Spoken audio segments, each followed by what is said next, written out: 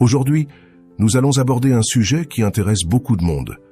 Comment faire pour que cette personne spéciale revienne dans ta vie?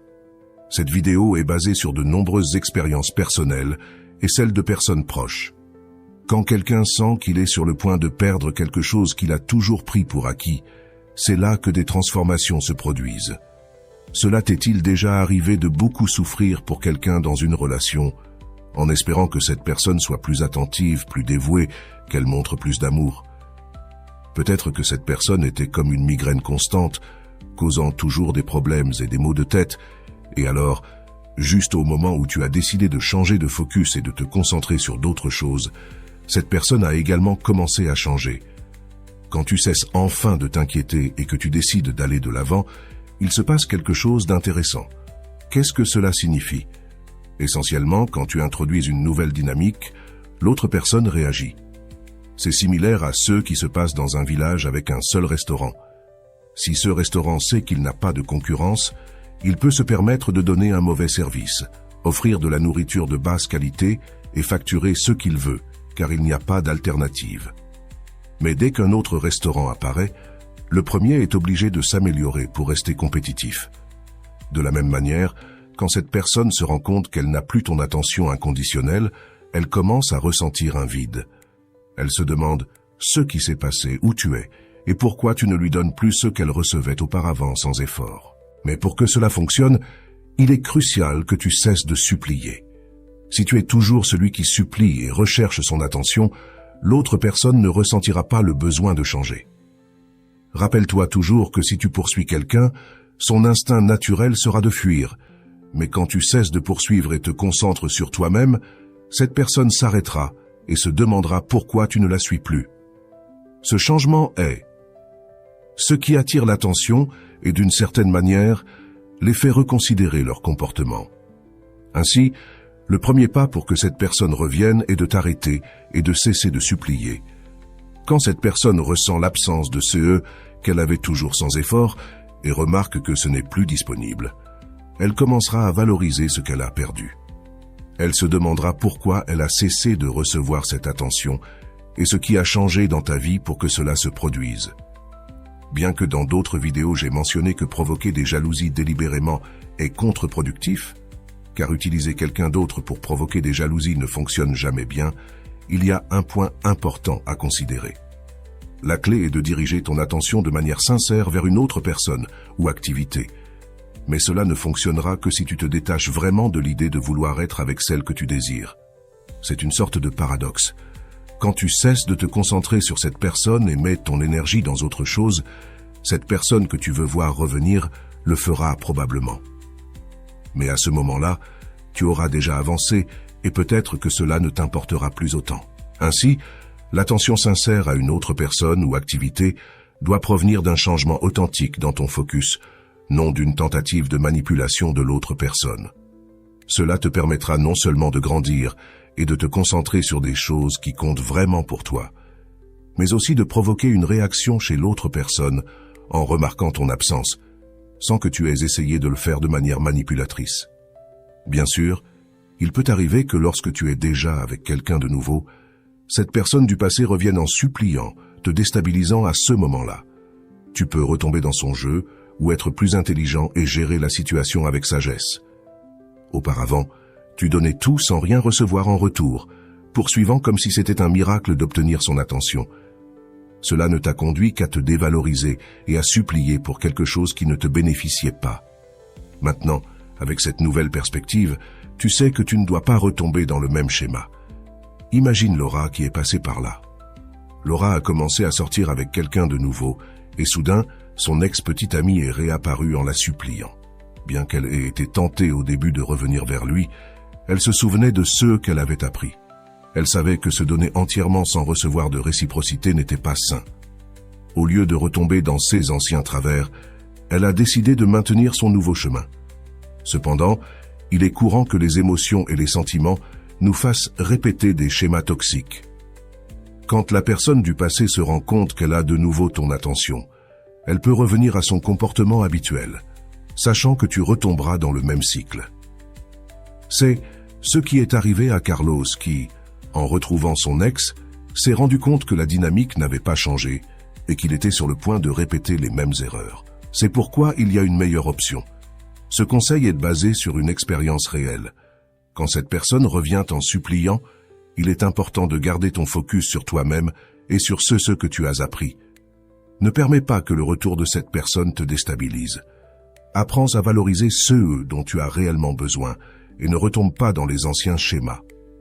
Cette leçon, basée sur l'histoire de Martha, qui a finalement rompu le cycle toxique avec son ex, t'aidera à agir de manière plus intelligente et à maintenir ton bien-être émotionnel.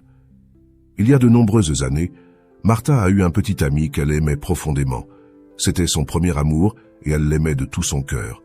Cependant, selon lui, Martha avait pris l'habitude de le supplier constamment. S'ils avaient un problème, c'était toujours elle qui appelait pour le résoudre. Même quand il faisait des erreurs, c'était elle qui se rapprochait pour arranger les choses, peu importe ce qu'elle ressentait vraiment ou si elle allait bien. Il y avait des occasions où leur dispute durait des mois, et Martha finissait toujours par supplier pour qu'ils reviennent ensemble. Un jour, cependant, quelque chose a changé dans sa vie. Ce n'était pas parce que Martha avait trouvé une autre personne, mais parce que son environnement et sa mentalité avaient complètement changé. En entrant à l'université, sa vie a pris un tournant à 180 degrés, et sa mentalité d'adolescente a disparu. Martha a commencé à se concentrer sur ses études, ses nouveaux amis et les défis et opportunités que l'université lui offrait.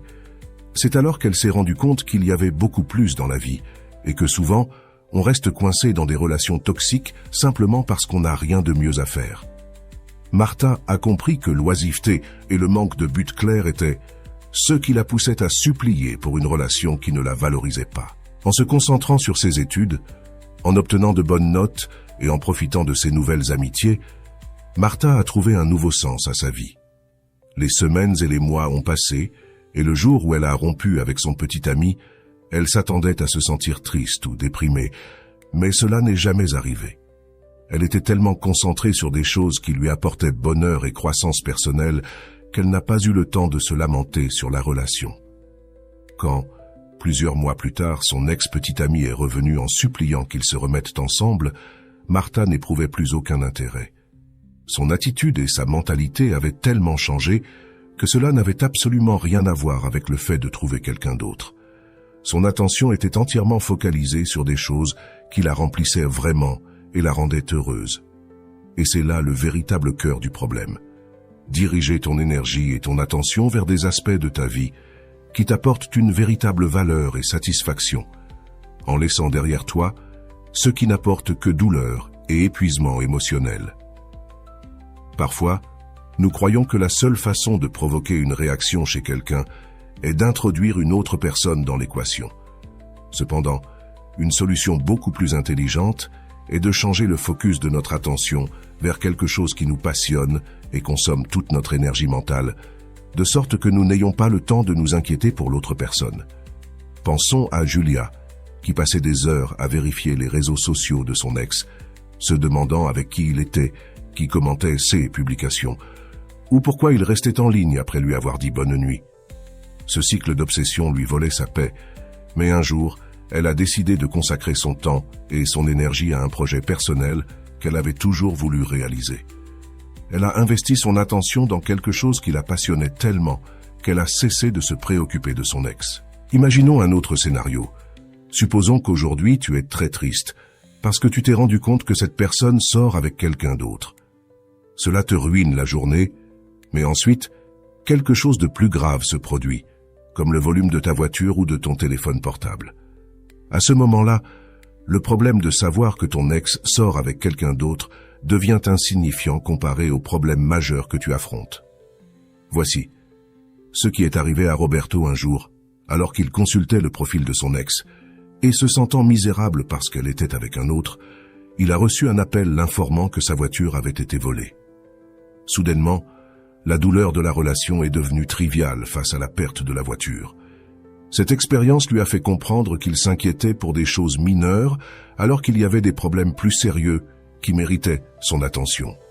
La clé réside dans le changement de notre centre d'attention, comme cela s'est produit avec Martha, qui en entrant à l'université a trouvé de nouvelles priorités et activités qui lui ont fait oublier son ex. Martha s'est rendue compte que sa douleur due à la relation était en grande partie due au manque de quelque chose de mieux dans lequel investir son temps. Ainsi, le véritable problème est souvent le manque d'un but clair ou d'une passion qui nous garde occupés et éloignés des pensées négatives. En concentrant notre énergie sur quelque chose qui nous fait grandir et nous passionne, nous cessons non seulement de nous obséder pour l'autre personne, mais nous trouvons également un nouveau sens et un but dans notre vie. Si vous découvrez une vocation ou une passion qui vous remplit, quelque chose que vous pourriez faire pendant des heures et être heureux, même sans recevoir de rémunération, alors consacrez-y tout votre cœur. Cela vous occupera non seulement mentalement, mais vous procurera également un bien-être émotionnel et une paix mentale. Il est crucial que cet engagement soit authentique. Il ne sert à rien de faire semblant d'être occupé ou distrait, alors qu'en réalité, vous comptez les secondes jusqu'au retour de cette personne. Ce qui importe vraiment, c'est que votre attention soit véritablement focalisée sur autre chose. Prenez l'exemple d'Anna, qui, après une rupture amoureuse, a découvert sa passion pour la photographie. Elle passait des heures à prendre des photos, à éditer des images et à apprendre de nouvelles techniques. Cette dévotion la remplissait de satisfaction et éloignait son esprit des pensées sur son ex. Anna ne faisait pas semblant d'être occupée, elle l'était réellement, et cela a transformé sa vie. La clé réside dans l'authenticité. L'énergie que vous émettez ne peut être feinte. Si vous vous sentez anxieux et désespéré, cette énergie se reflètera et attirera plus d'anxiété. Mais si vous trouvez quelque chose que vous appréciez vraiment, qui fait passer le temps à toute vitesse, vous vibrerez sur une fréquence de bonheur et de satisfaction. Cela profite non seulement à votre bien-être, mais cela change également la dynamique avec l'autre personne, car ils percevront votre changement d'énergie. Par exemple, Louis a décidé d'apprendre à jouer de la guitare après une rupture. Au début, il le faisait pour se distraire, mais il a rapidement découvert une véritable passion pour la musique. Ce nouvel intérêt l'a non seulement rendu heureux, mais il l'a aussi tellement occupé qu'il a cessé de penser à son ex. Louis ne faisait pas semblant d'aller bien, il allait vraiment bien. De plus, il n'est pas recommandé d'utiliser une autre personne pour provoquer la jalousie. Cette tactique fonctionne rarement à long terme car elle n'est pas authentique. Ce que vous voulez vraiment, c'est une réaction de l'autre personne. Mais comme vous vibrez dans l'anxiété, il est peu probable que vous obteniez la réponse souhaitée. Même si vous parvenez à provoquer de la jalousie et que l'autre personne revient, le problème sous-jacent persiste. Vous investissez votre énergie émotionnelle et mentale dans quelqu'un d'autre plutôt que dans vous-même. Maria a essayé de rendre son ex jaloux en sortant avec quelqu'un d'autre, mais elle s'est vite rendue compte que cela ne faisait que la rendre plus malheureuse. L'anxiété et l'insatisfaction persistaient parce que son attention était toujours centrée sur son ex. Quand Maria a décidé de se concentrer sur sa carrière et de développer de nouvelles compétences, sa vie s'est considérablement améliorée. Elle s'est rendue compte que la véritable solution était d'investir en elle-même et dans ceux qui la rendaient heureuse. En résumé, la véritable transformation se produit lorsque vous cessez de vous centrer sur les autres et commencez à vous concentrer sur vous-même et sur ceux qui vous apportent bonheur et croissance. Cela vous profite non seulement, mais cela change également la manière dont les autres vous perçoivent et réagissent à vous.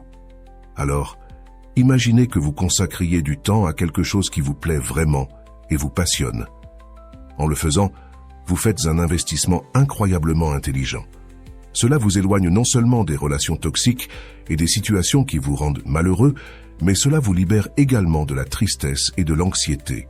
Si vous regardez cette vidéo, il est probable que vous soyez blessé et que vous souhaitiez que cette personne revienne en suppliant. Cela arrive parce que vous lui avez accordé plus d'attention qu'elle ne le mérite. Considérez le cas de Laura. Elle a passé des mois à consacrer son temps et son énergie mentale à une relation qui ne lui apportait que de la tristesse. Après avoir regardé des vidéos comme celle-ci, elle s'est rendue compte que la véritable solution n'était pas d'attendre que son ex revienne en suppliant, mais de concentrer son attention sur quelque chose qui lui apporterait une véritable satisfaction. Laura a décidé de reprendre sa passion pour la peinture, quelque chose qu'elle avait toujours aimé mais qu'elle avait laissé de côté.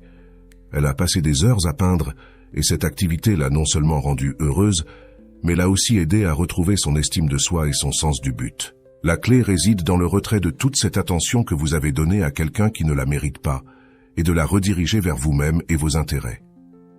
Ainsi, l'autre personne aura l'occasion d'assumer le rôle de celui qui supplie. Si vous restez dans le même cycle, il n'y aura jamais de changement. Pensez à Pedro, qui, après une rupture, a décidé de se concentrer sur le sport. Il a commencé à s'entraîner pour un marathon et a trouvé une nouvelle passion. Son ex, voyant que Pedro ne demandait plus son attention et qu'il était concentré sur quelque chose qui le passionnait, a commencé à montrer de nouveau de l'intérêt. Mais à ce moment-là, Pedro avait déjà changé de perspective et s'était rendu compte que son temps et son énergie étaient trop précieux pour être gaspillés sur quelqu'un qui ne le valorisait pas. Il est important de se rappeler que si vous décidez de porter votre attention sur une autre personne, cela doit être parce qu'elle vous intéresse vraiment et non pour provoquer la jalousie. Utiliser quelqu'un d'autre comme moyen pour atteindre ce but ne fera que vous causer plus de problèmes et ne résoudra rien à long terme. Comme ce qui est arrivé à Maria, qui après sa rupture a rencontré quelqu'un de nouveau et s'y est vraiment intéressée. Elle ne faisait pas semblant, ni n'utilisait cette personne pour rendre son ex jaloux. Sa nouvelle relation était basée sur des intérêts communs et une véritable appréciation mutuelle. Son ex, voyant que Maria avait avancé et trouvé quelqu'un qui la valorisait vraiment, a essayé de revenir. Mais à ce moment-là, Maria était déjà dans une meilleure situation et ne ressentait pas le besoin de revenir à la même chose. Conclusion claire. Concentrez votre énergie et votre temps sur quelque chose qui vous passionne vraiment. Cessez de donner de l'attention à quelqu'un qui ne la mérite pas et redirigez cette attention vers vos propres intérêts et votre croissance personnelle. De cette manière, vous vous sentirez non seulement mieux et plus satisfait, mais vous changerez également la dynamique de votre vie et ouvrirez la porte à de nouvelles opportunités et à des relations plus saines. Et s'il vous plaît, soyons réalistes. Si, lorsque vous pensez à ceux qui vous passionnent le plus dans la vie, la première chose qui vous vient à l'esprit est d'être avec cette personne, de l'embrasser, d'être toujours enlacé, alors nous avons un problème. Il est normal de penser que personne d'autre ne vous plaît autant, mais croyez-moi, cela arrive parce que toute votre attention est concentrée sur cette personne, bloquant toute autre possibilité. Changeons cette perspective. Imaginez Carlos, qui après une rupture pensait qu'il ne pourrait jamais s'intéresser à quelqu'un d'autre. Son attention était complètement centrée sur son ex et cela l'empêchait de voir d'autres possibilités. Mais il a décidé de s'ouvrir et de commencer à rencontrer d'autres personnes, même si c'était juste pour élargir ses horizons.